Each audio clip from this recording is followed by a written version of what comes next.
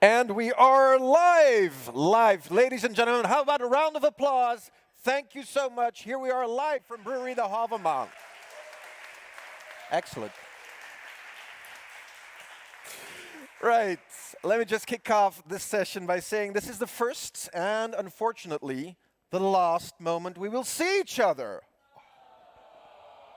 What a pity. I know. It's going to be rather unique and exclusive, I would say. But the upcoming hour will take a deep dive into some of the local products of Bruges. We will explore talent development strategy. And of course, we will put the spotlight on some traditional Flemish dishes, combined also with some live music. Please, a round of applause. Welcome to Bruges Unplugged.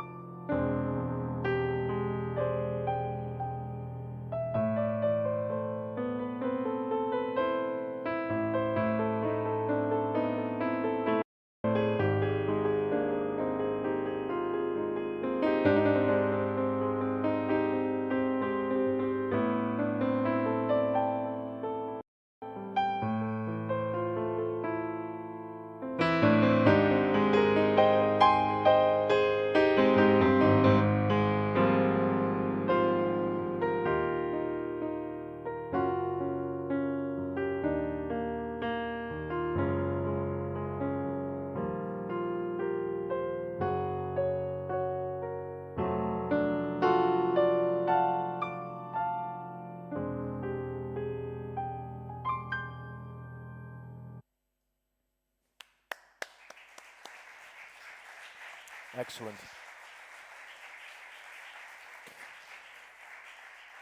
Coming through you live from our brew hall right here in the Halve Maan was Mike Julian, a renowned artist and composer from Flanders. Now, the 6th UNWTO Forum on Gastronomy and Tourism is unfortunately, as I said, nearly over. But before we go out, let's go out with a bang, you know. So let's turn the spotlights on this place right here, the Venice of the North, on its culinary secrets and craftsmanships. So before we go global, what do you say we go local?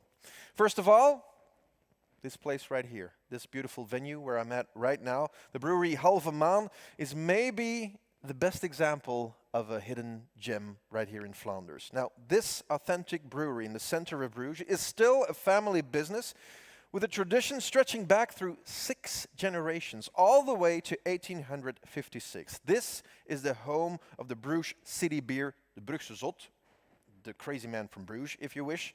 It's a strong-tasting, high-fermentation beer based on malt, hops, and of course, special yeast that you can only find here, so nowhere else in the world. It's as simple as that.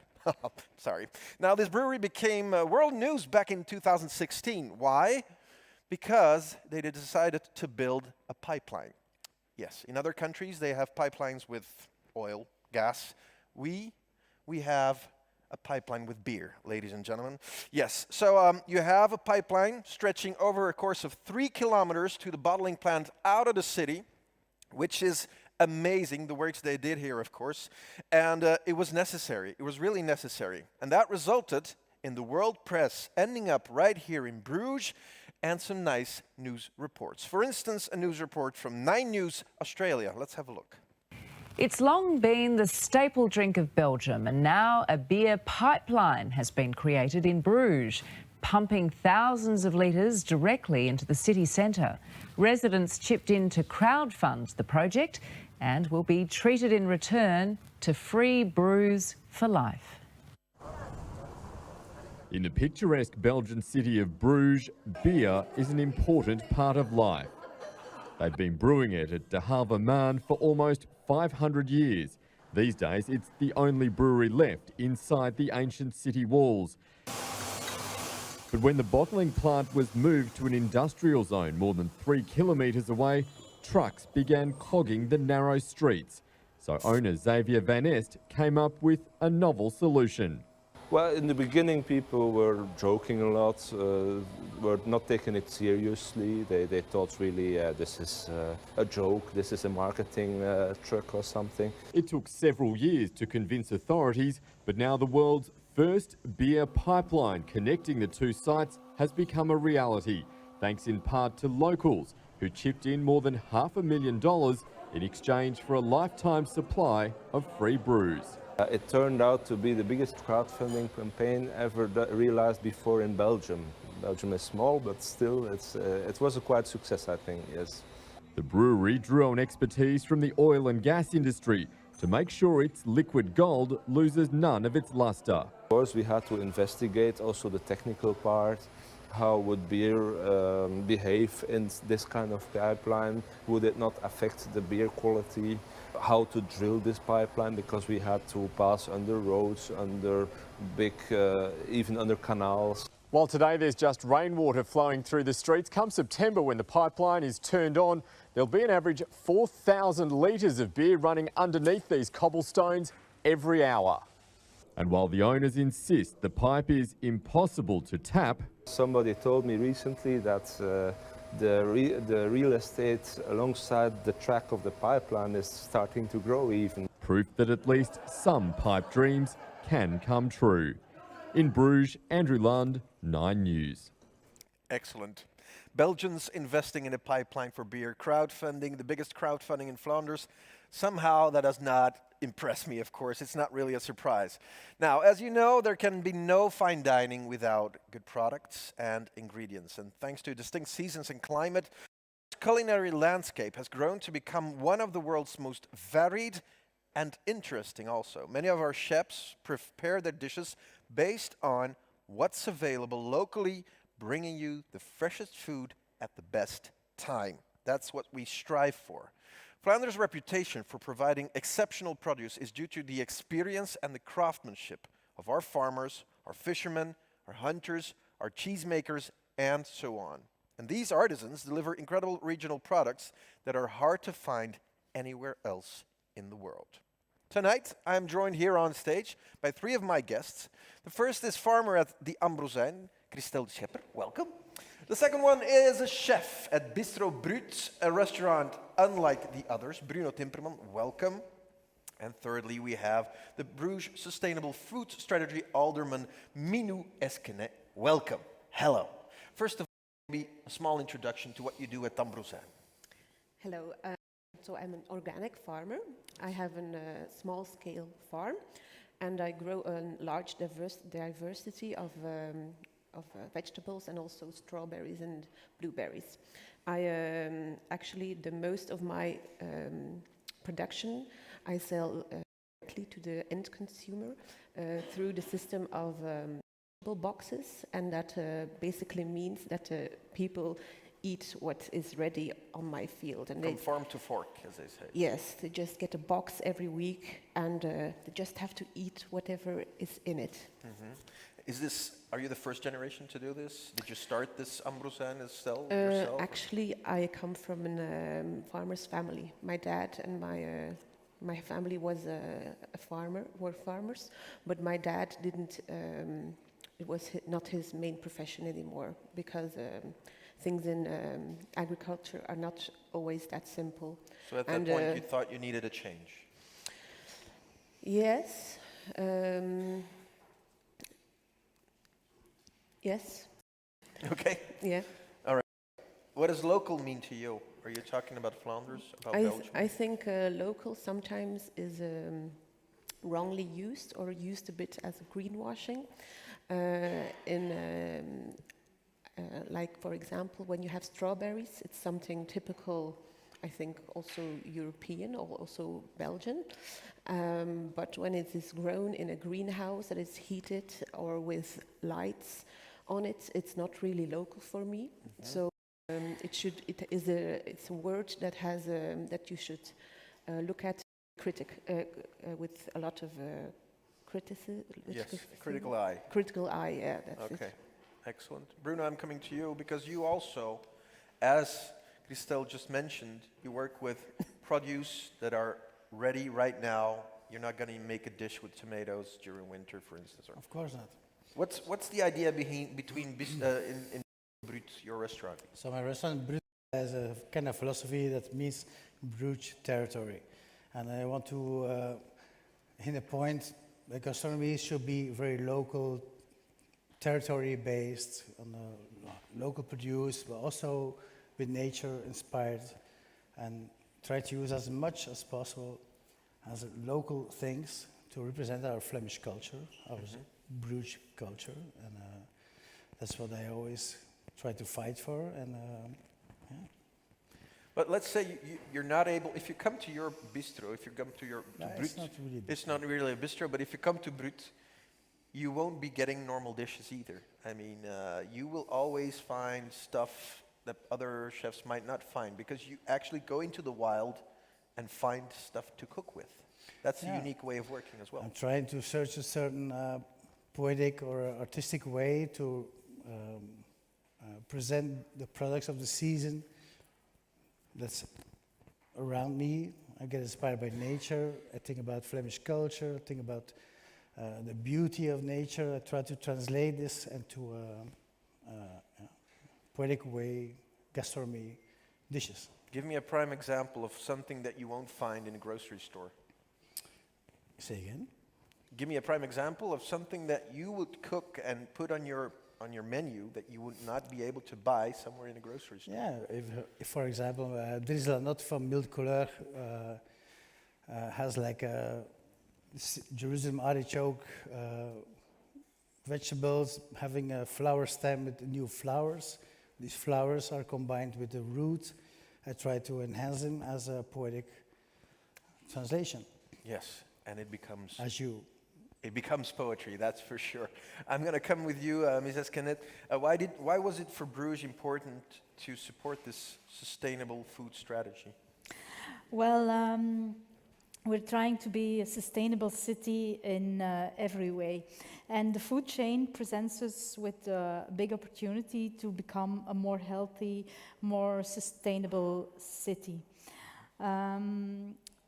I personally think that the gap between producers and consumers is way too big. I think a lot of consumers have no clue what it means to raise a salad or a cauliflower or things like that. So I think it's important to try to close this gap and to make local food broadly accessible to a lot of people. It's healthier, it's more sustainable, it's better. So what does this mean for you, for your function? What do you do actively to make sure that this gap grows smaller and smaller? As a city, we joined the Milan Food Policy Pact in 2015. It's an international committee of cities who unite themselves to try to provide or to make this local food more accessible.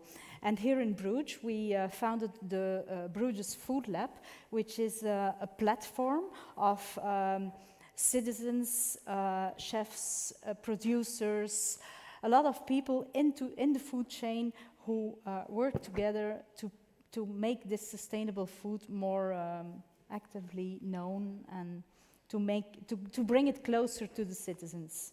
Christelle, are we there yet? No. I was wondering, are we there yet? Is the city doing enough?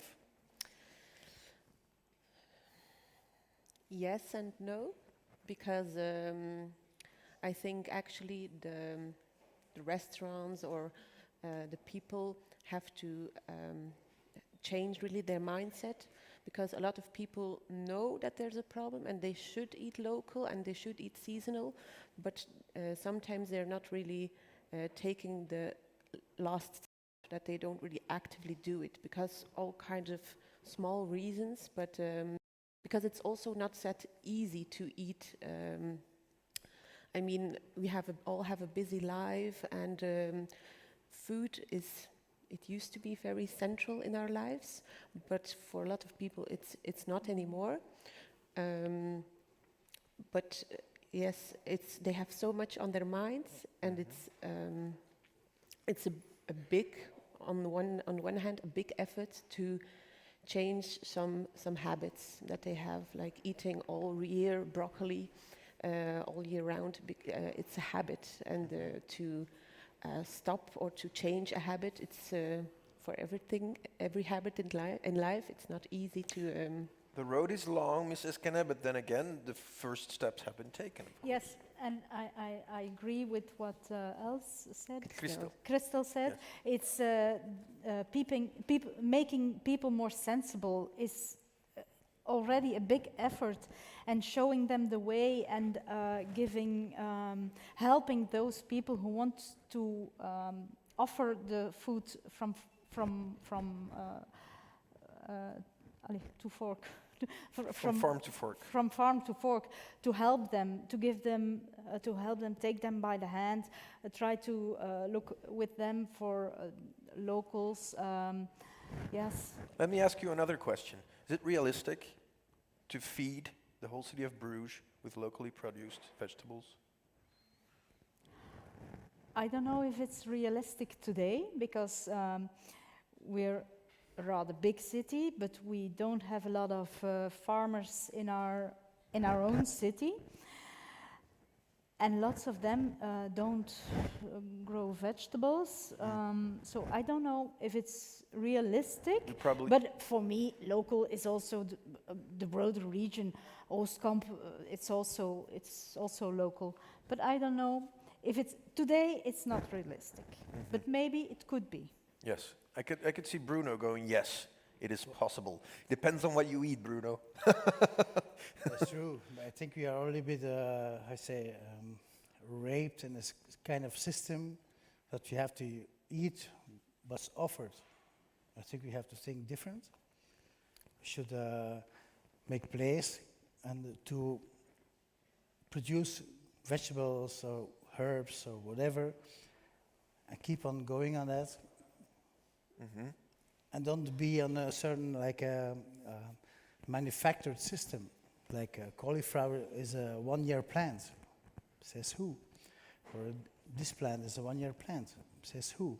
There's a lot of energy in the soil. If you take care of the soil, then we produce these products, and we don't go into the manufactured kind of idea that a cucumber must be green and straight, 40 centimeters long, or a carrot must be orange and straight, that position.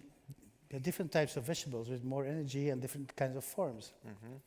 I like more the organic approach about these products. I think we don't have to be scared. We just need to have the power to change it. Do your customers agree upon this if you offer this in your restaurant? Of course.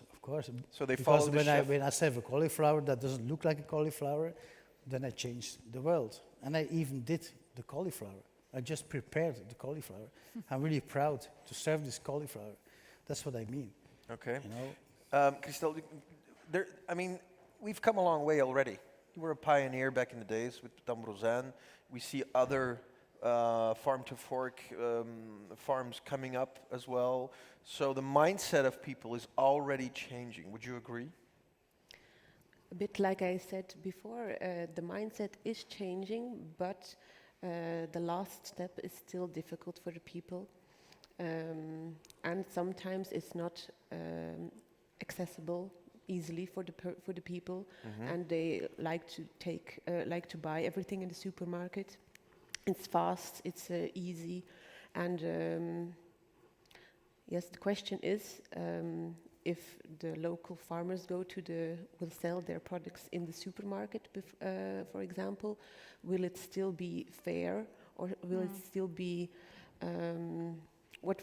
because often the farmer is the producer and is in the weakest position because he has fresh products that he needs to sell at that moment. He cannot store his lettuce for a month or something, so he's always in the weakest position.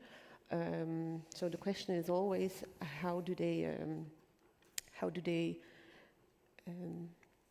what relationship do they have with the farmer, and do they do greenwashing or not? Because a lot of these supermarkets say, oh, we sell local pork meat or something like that, and but the question, as a consumer, you have to think, okay, it's local, but is it sustainable? Is it sustainable, and is it sustainable employment? Is it sustainably grown?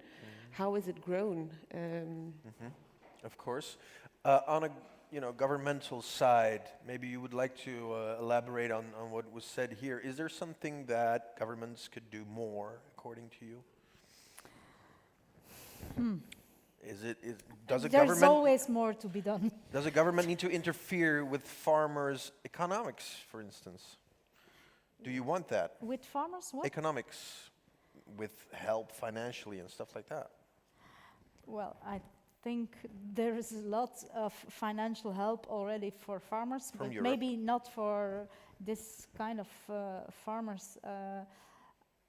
I know there's a lot of help for farmers, but maybe not for this type really of, for not really for the small scale type of farmers. It's all So about maybe the that's important we should say change the system. to change. You have to change the system, that's Yes, true. A not lot so- of we have young a younger farmers farmer. are trapped in a system. They have invested huge tons of money. They can't change sometimes right now, as they are overwhelmed with debts, and so the system is wrong. And I think that young people like Christel can change, and yes, maybe government should change the form of subsidies to these kind of farmers. There should be But- more liberty about how to go the producer to the consumer. You think there's too much interference from Of Europe? course. for Yes. instance? There's always like I don't know the word in English, the veiling, how you say it in English. So the grocer has his vegetables, he sells it, and then it's like an auction, and then sell it again. There are too many people between that makes a commercial product too expensive. And the farmer doesn't And then get a fair the farmer price. doesn't get nothing. So I think it's more, we need more liberty. The farmer who's proud what he produces should be more free to bring it directly to the clients as markets or this and that, and not so much controlled by the government or all these steps. We can skip steps to make it cheaper and organic and more healthier. And more honest. Yeah, Okay. I think this, for me, this is But like the best system to skip some systems. But I don't think it's always easy for a farmer to grow the vegetables and take care of the farm and go to the market and I think she's more proud to own, sell her own directly shop. the vegetable to the client instead of to an auction and then to a grocer and then a grocer to the client. Yeah, but Because you're everybody right, but wants to it have his takes profits. time. Let me just have a look at Bruges again. I'm coming to you, Mrs. Kinne. Are the people of Bruges aware of this local strategy that Yeah. you're deploying? Yes, I think so. I see that there's a growing awareness, as Christel also said, but we have a long way to go. that's true. But I can see when we launch initiatives in the food, there's a lot of interest from the people, more and more. We do also projects around food loss, and each year we have more and more interesting people who are interested. So there's a lot of interest in the people. It's growing, local food, fresh food, but there's a long way to go. And I also think there's lots of people who work hard, a couple working hard, having 2 kids, and the easiest thing is to go to the supermarket in the evening between 6 and 8 after work, and I think we can do a lot more. There's maybe not really an answer that we'll be able to formulate right here today. Thank you for your time, everybody. I would like to ask one more question to you, Bruno. What's your signature dish you're most known for today? I don't know. Everyone. That would be the right answer. Thank you so much, Mrs. De Schepper, Mrs. Kenne, and Mr. Timperman.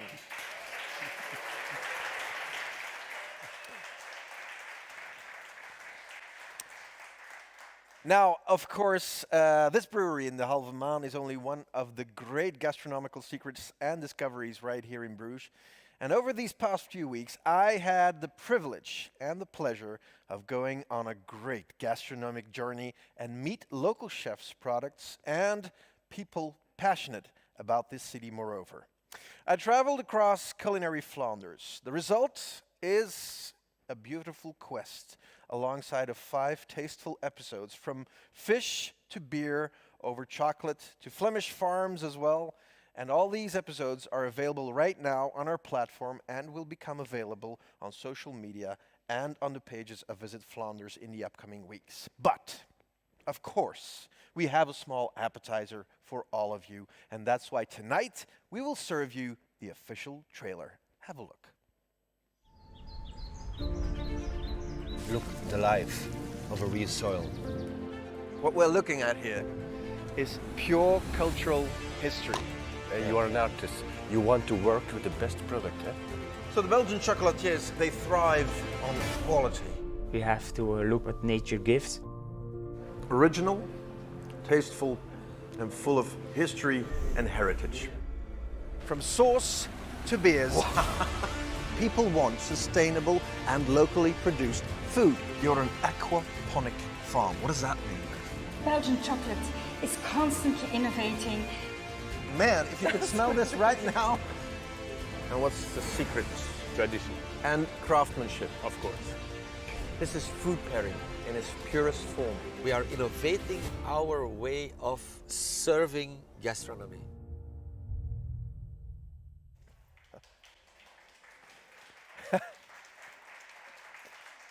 To be honest, it was a treat enjoying your own region where you grew up, but I learned so much and I got to meet so many interesting people. I invite you all to have a look at the videos because they're quite the jewels. In Flanders, ladies and gentlemen, culinary traditions and skills are passed down, just like in other countries, from parent to child. Our hotel schools today are top class. We can say that without blinking an eye, because we train our young generation on a high level, both inside and outside the kitchen. Of course, we have 2 famous hotel schools right here in Bruges, and that's one of the reasons why we have so many good restaurants nearby. Now, in the aftermath of COVID-19, we see that many businesses in the hospitality industry are struggling these days to find qualitative personnel. Here tonight, I have 3 guests with me to talk about this struggle, about the development in gastronomy sector. How do we stimulate talent development? How do we attract and retain all this talent in this sector? First of all, from Horeca Forma, we have the CEO, Robin van der Elst. Good evening. On the other hand, we have a lecturer at hotel management at Vivis High School. And then finally, we have a young but very famous already chocolatier, Julius Persoon. Anwine Pennings, you are with us as well. And all these people have a different view on talent development. First of all, Julius. Good evening. Good evening. I'm going to start off with you because you're the perfect example. You got to know the know-how and the artisanat from your father. Can you explain? Well, honestly, I wanted to become a chef when I was really young. And so I followed also culinary school. And when I did internships, they put me immediately at the pastry section because my father was Dominique Persoon. So they said, you must be good at chocolate and pastry, you go working there. And I learned so many techniques. That I worked in a 2 Michelin star Korean restaurant about pastry of Asian influence. And that was for me really important. And this is where I really learned a lot. Do you agree with your dad? Sometimes, but we have a lot of discussion as well. What a surprise. Of course, you don't want, you would like to get into his footsteps, but you don't want to copy your dad, of course. No, indeed. I really like, I'm really visual person. So for me, everything has to match. You have to have an emotion in your product. So I really love Japan. So what I try to do is I might try to make all like hand-painted chocolates that has the same emotion in the outside as in the inside. That's for me really is important. I went filming at the chocolate line, your factory, of course. To be honest, it was mind-blowing, mind-boggling. We had the taste of grass, for instance. I tasted chocolate with grass taste. Freshly cut grass, yeah. Indeed. Good grass, yes. What else do you have? Well, I made also a bonbon together with Professor Dr. Thomas Moore with artificial saliva for people who have throat cancer. It was really nice emotional project. So we did a flavored DNA, and what we find out that people who had throat cancer, the most difficult flavors to identify was strawberry and mint. So I also worked together with Heston Blumenthal, and what we found out was how to make artificial saliva. So the idea is when the throat cancer patients bite inside a bonbon, first you have the liquid artificial saliva, and afterwards you have the flavor of mint and strawberries. And what you saw, how the people reacted when they tasted the bonbon was really emotional. Wow. And this was for me really inspiring, and also for my team to try and push boundaries and to try to be innovative and help people. How do you make saliva? It's a mixture of minerals and salt, but it's really crazy because when you put it inside food, it starts digesting itself. So after a few days, your bonbon starts to eat itself. Okay, wow. Amazing, a bonbon that eats itself. You can market that in a great way. Anyway, in what ways would you say did you get the chance to develop your own talent? Well, I studied in the United States at Melissa Coppel Chocolate School, and it was for me really mind-blowing because I had a lot of great teachers from Russia about spraying techniques and ganache formulations, about how do you calculate water activity in your product. So when you make, for instance, a bonbon with fresh oyster, you can make it, but I want to have a shelf life at minimum 2 weeks when I sell it in my shops. So that was for me really important, how to create chocolates that taste the same after a few days instead of making it and it has to taste itself. That's the difference between working in a kitchen and working in pastry, because it has to be, you have to taste it for a few days. Yeah. You talked about Heston Blumenthal. What other encounters have inspired you? Well, Dr.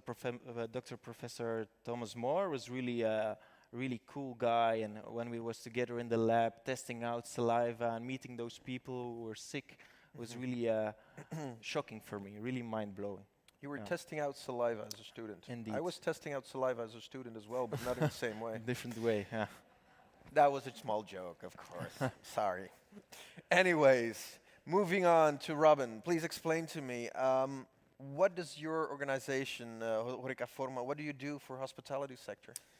I always like to say that we are the training institution of and to the hospitality sector, because our funding comes from a small amount of the gross salary of the people that work in the sector, employees, and because we use it to organize trainings. So we organize 600, 700 trainings each year for chefs, for bartenders, for waiters, for about 100 different topics. So, of course, food and beverage, but also food safety, upselling, marketing, and so on. Okay.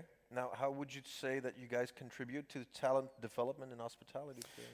I think it's really important that we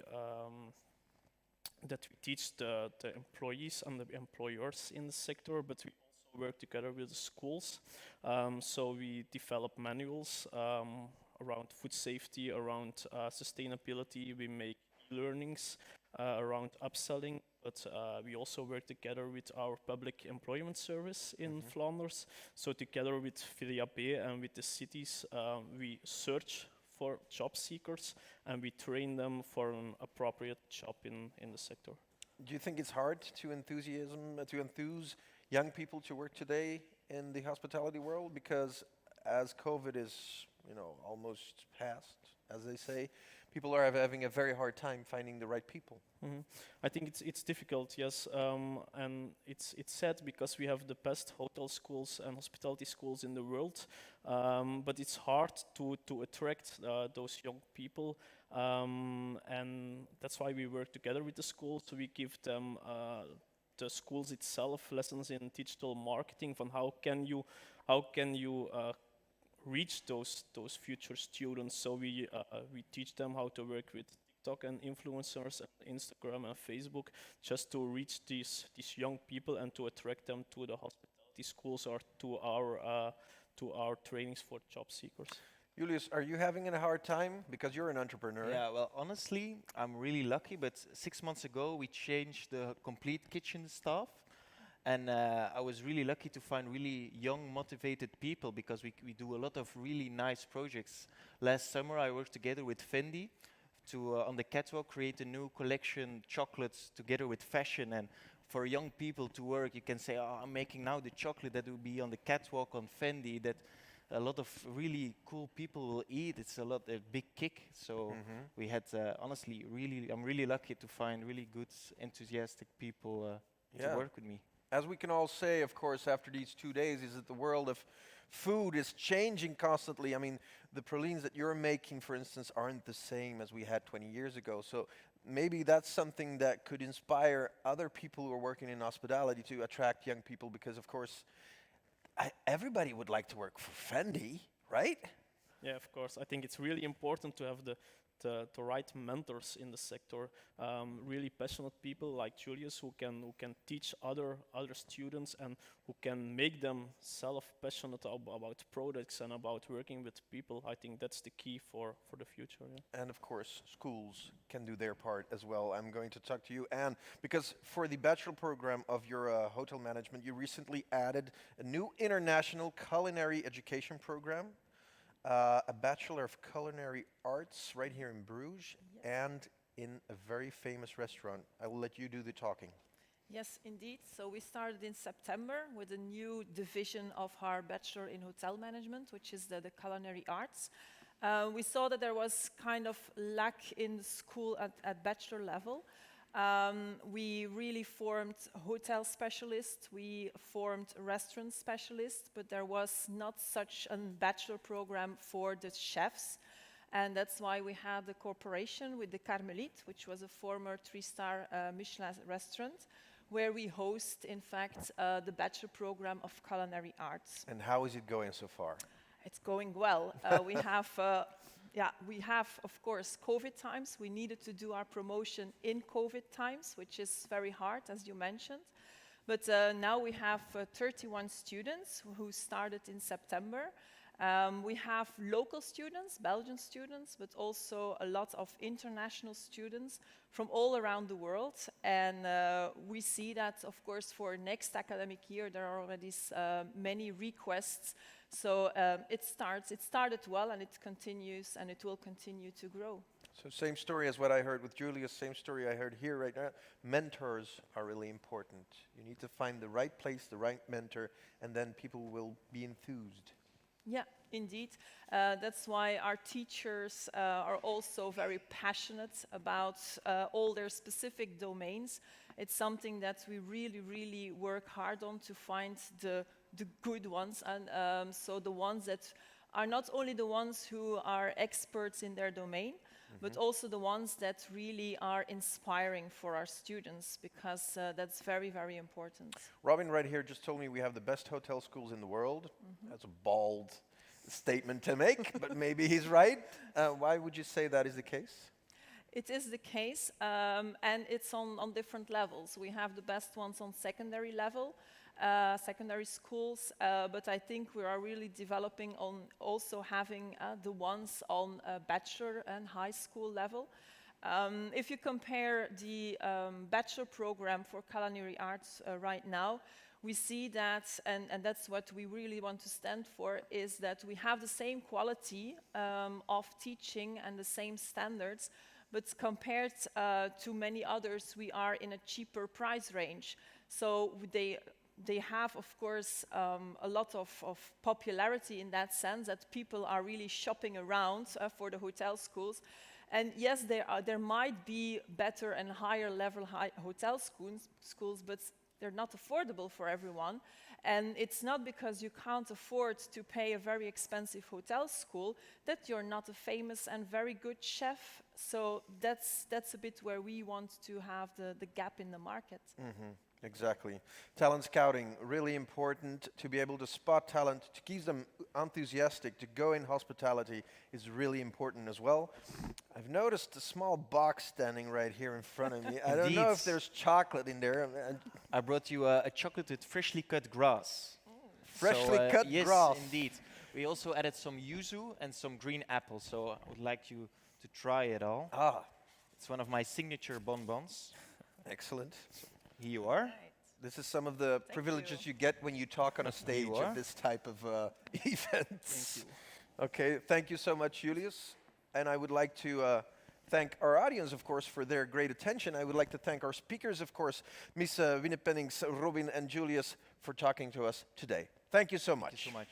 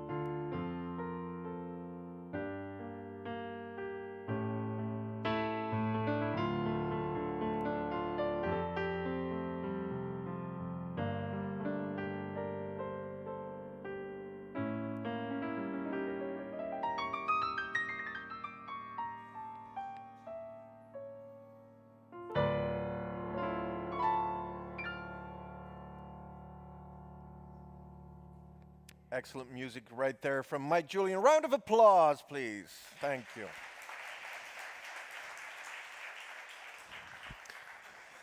We are nearly at the very end of Bruges Unplugged. We went local, now it's time to go global again. Let's look back on these 2 days of inspiration during this 6th edition of the UNWTO Forum on Gastronomy Tourism. It was beautiful, but what should we remember and take with us for the years and months to come? And that's why I've invited the Chief of Tourism Marketing Challenges and Competitiveness of UNWTO. That's quite a title, actually. Sandra Carvao, welcome. How did you experience? Yes, yes.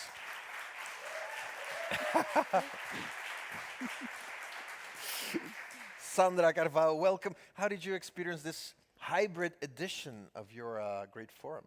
Thank you, Ben. Well, first of all, I think it's been an amazing experience having people together again.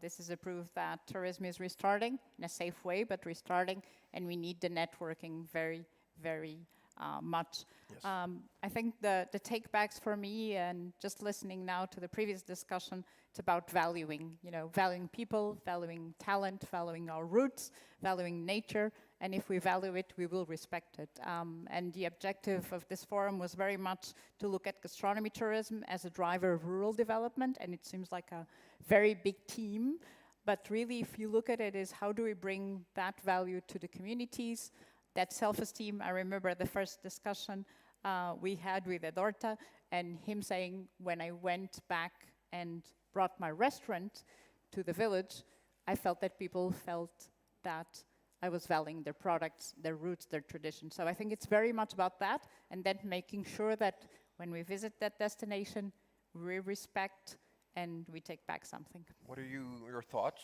on this place right here, the region, Bruges? Well, amazing. I think everyone was impressed. This afternoon with the tours, I've been hearing amazing experiences. And I think one of the takeaways from the discussions and the experiences is how producers, universities, tourism, everyone's coming together, and I think this is something that is the key. If you don't work in an holistic way, if you don't have an innovative manner of managing this relationship, I think it's going to be very difficult to achieve our goals. Exactly. We've heard a lot of speeches these days, interviews as well, a lot of information, a lot of inspirational quotes.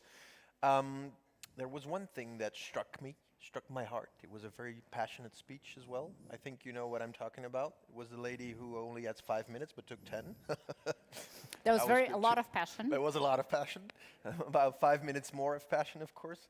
And she said, why don't we make fine dining UNESCO World Heritage?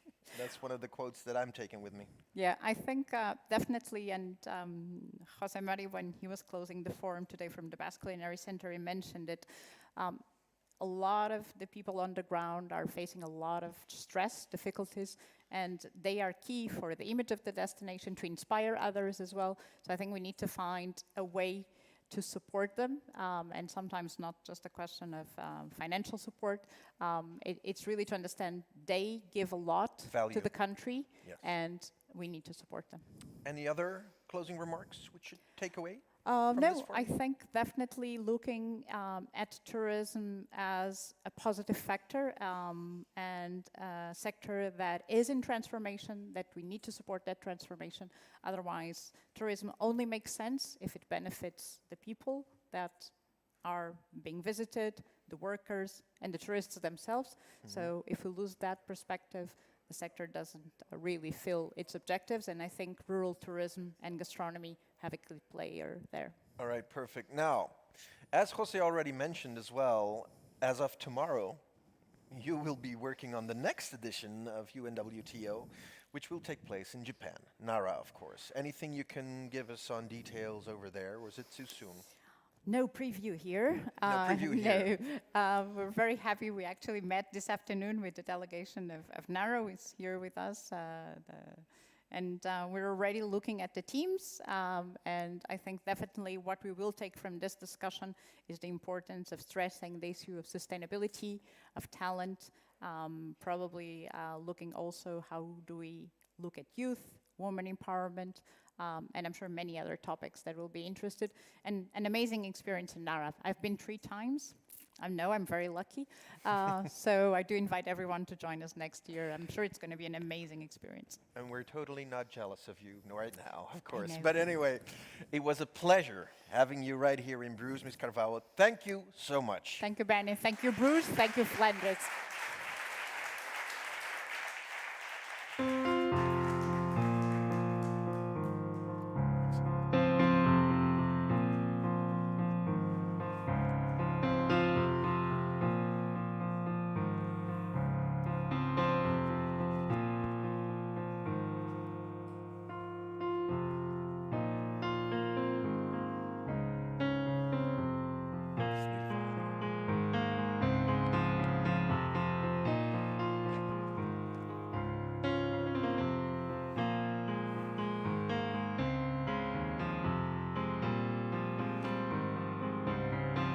on these beautiful tunes of Nirvana, I would like to thank all of you for watching during these 2 days. It has been quite the journey, so thank you.